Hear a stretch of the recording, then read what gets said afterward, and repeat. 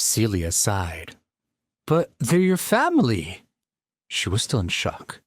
You really haven't spoken to them in all these years? No, said Chase. I haven't. He shook his head and then added. They were displeased that I rejected their arranged marriage. They wanted to see me married to carry on the family line and fortune. I promised myself I could never agree to it. And they did not want to be around me unless I did. So, I had no choice. I was forced to leave.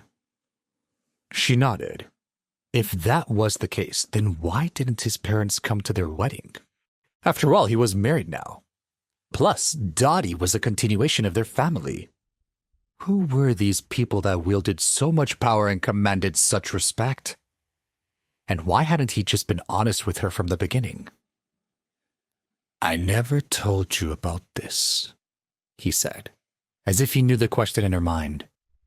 Because I'm afraid that if my parents really knew where I was, they would come find me and demand that I follow their orders. Celia, that would mean that I would lose you. You're an idiot, she whispered gently, a soft smile on her face. Her heart softened to hear him show such affection for her. I'm your wife. I'll always support you in any decision you make. If you don't want to be a part of your family, who can force you? She grabbed his hand and continued. But you know, you and your parents should reconnect. They're your family. You know, maybe after all these years, they'll change their mind. You should all be together. They should meet Dottie. Her eyes grew serious. Chase knew that she was the kind of person who would care about him whether he was wealthy or not. The same couldn't be said for most others. He stroked her hair and then smiled and said, All right. I promise. When the time is right, I will go and talk to my parents. Celia lowered her head and pressed it onto his chest. She finally knew her husband after all these years. What moved her most was that even though he was wealthy and powerful, his attitude towards her hadn't changed. Perhaps this was the reason why she liked him so much. She had a feeling right then that there was no one better in this world than Chase. What if your parents don't like me? She asked shyly, worried that his kind heart may not extend to his parents.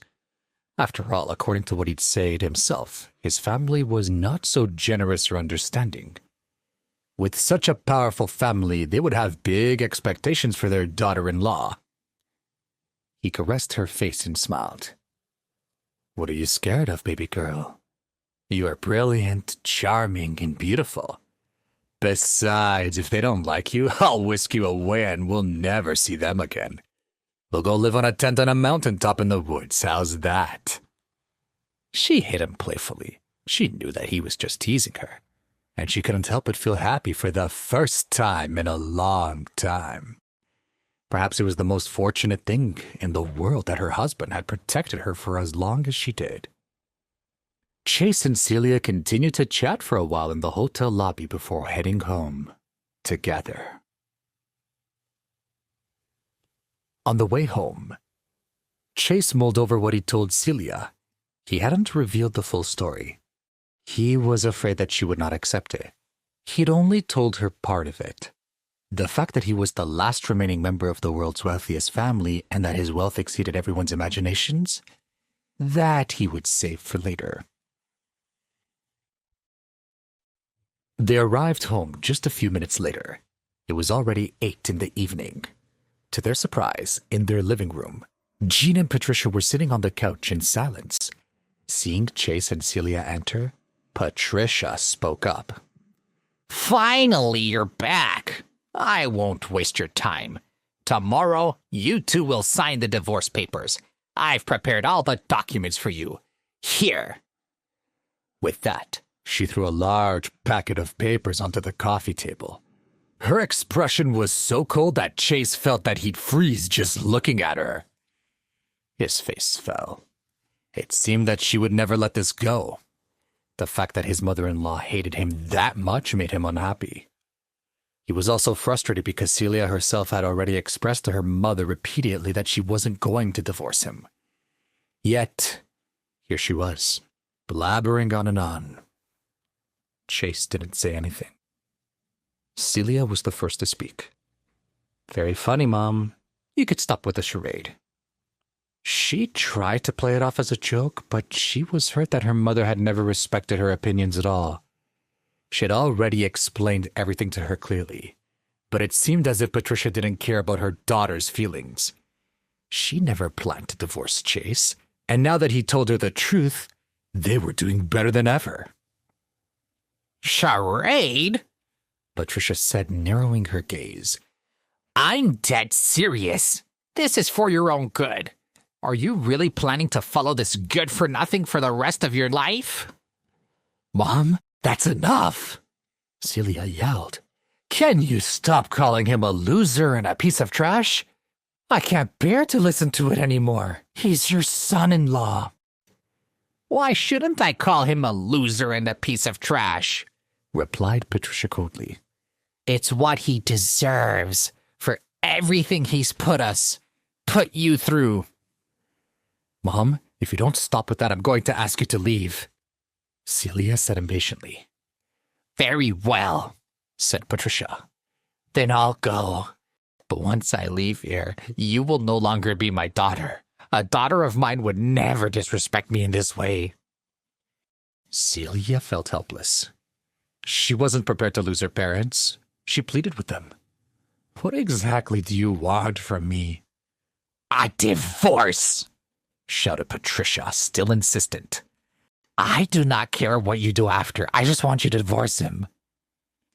Why? I don't understand, Celia said. Is it because Chase has no money and he has a middle-level job? Is that why you look down on him? Of course that's why I look down on him, Patricia said loudly and confidently. He has no future. He has no money. He has no prospects. Look how arrogant your aunt was yesterday in the hospital. And she's your family. It will not stop.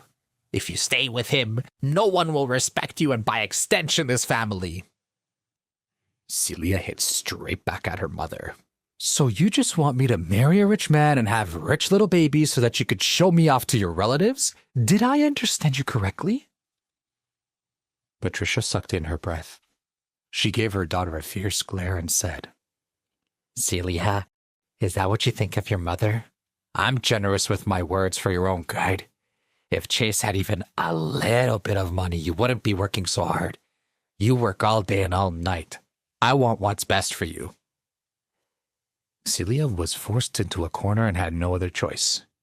She took a deep breath and said, What if I told you that Chase is actually rich? Him? Patricia laughed when she heard this. He has money. What money? Monopoly money? If he can find a coin in his pocket, I will take back what I said.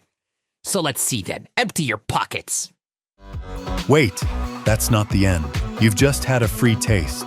Now get the full story on the Pocket FM app, link in description.